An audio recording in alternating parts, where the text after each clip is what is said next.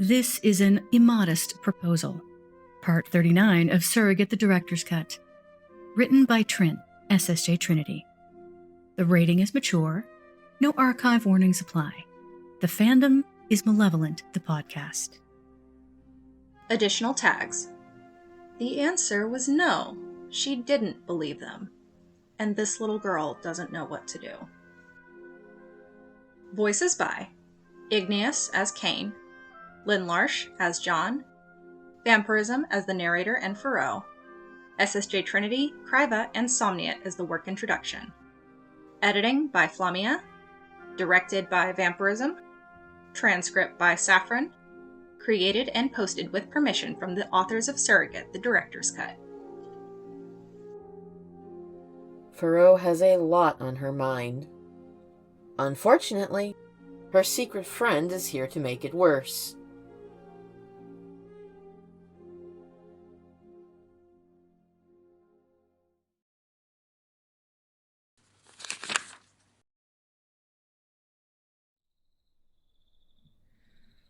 I told you.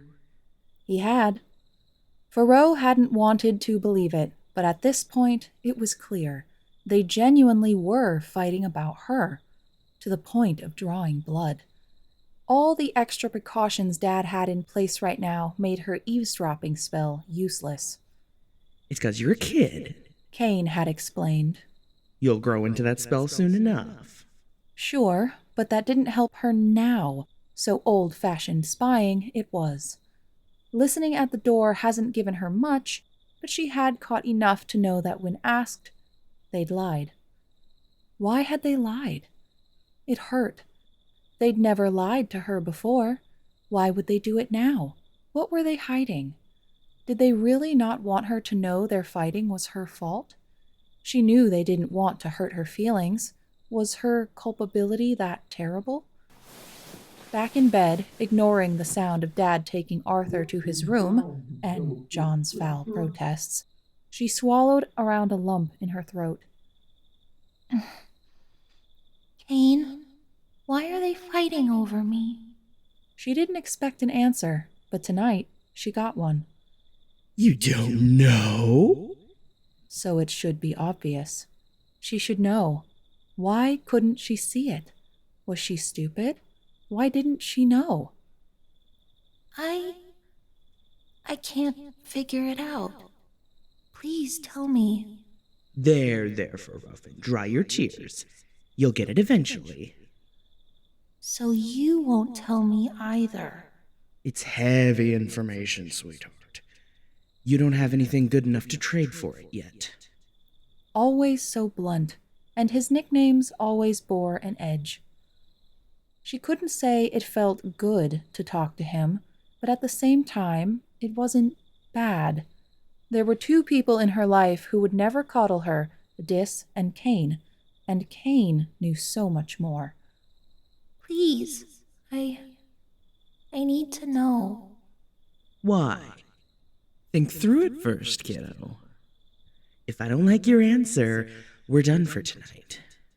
It had never occurred to her to wonder what Kayne wanted. He'd just always been there, almost as long as she could remember, like some otherworldly spirit. She'd never thought of him as a person.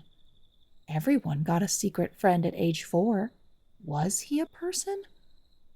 He was a person. What did he want? She had no idea. He never talked about himself. He just showed up, offered the truth, taught her dangerous spells, and left. He'd never asked something like this before. So, what would be her answer? It had to be the right answer, a grown-up answer, an answer they'd respect in court, an answer her dad would be proud of. So I can take responsibility for whatever I've done that caused this strife.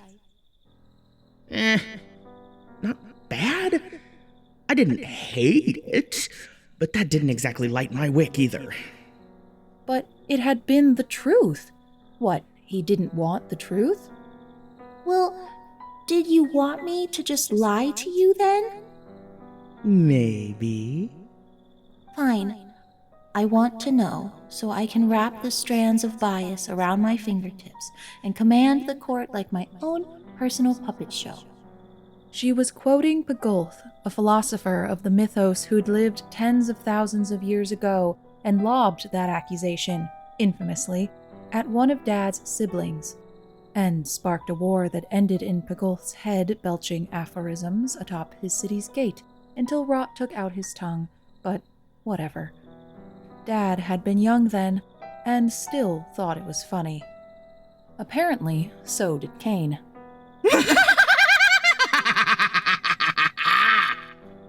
She'd never heard him laugh like that. She'd never heard any laugh like that, strident, insane, so much that even at half volume, it threatened to sweep her away into crumbling madness. It felt profoundly unsafe. She curled into a ball against Nibbles, trembling. That was pretty good. Like that hadn't happened, sounding absolutely normal again.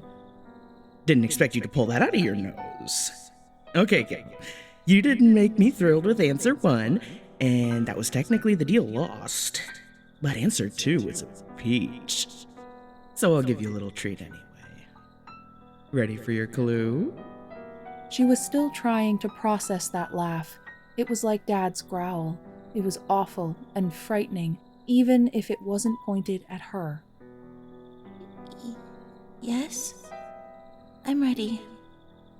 The answer's not in your grasp, because you won't find it here. Huh? What do you mean, I won't find it here? That's your clue, Faroe. I could be wrong here, putting a bunch of faith in you, but I think you'll figure it out soon enough. What? What? But... Bye! So that was the end. When he said bye, he meant it. What a weird clue. She won't find the answer here? What was here? Location? Time? City? World? This palace? Her bed? Oh, one more thing, darling. He made her jump. Don't lump me in with your dad again, okay? And silence. That was a warning.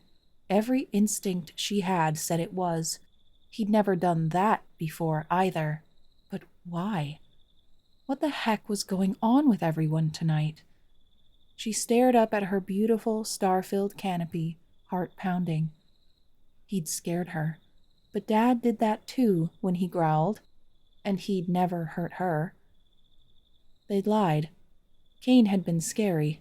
No one was acting right. Faroe felt something else now, another new thing she had to fight to define. Before long, she knew what it was. Faroe curled against Nibbles, taking in her petrichor scent, and tried, and failed, not to feel so alone.